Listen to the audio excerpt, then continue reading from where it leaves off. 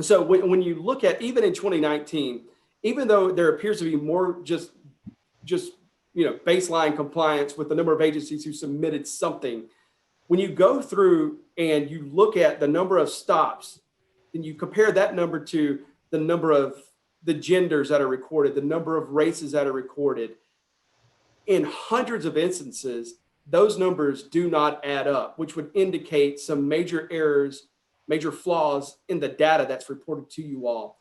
That indicates to us that either the audits are not being performed or you're receiving flawed data.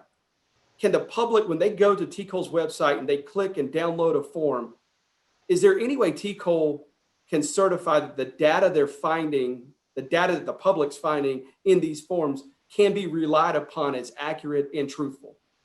That we do not have the authority to make that assurance.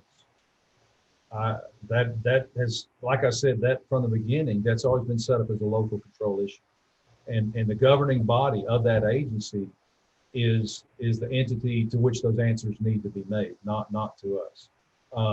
So if I get an agency that reports to us that we never make a traffic stop, and so we went back when you could do exempt, so we're exempt because we don't make traffic stops as a regular part of our business, when they're actually making some traffic stops, but they report an exempt status to us.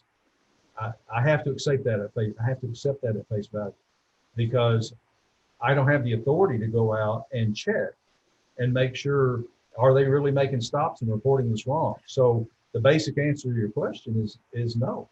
I can't tell you from a TCOLE point of view that these numbers are totally accurate, because I have no way of knowing that. I have to accept what they send in, and that's what they're held accountable for to their local governing body, not to us. They're not accountable to us on the numbers that are sent in.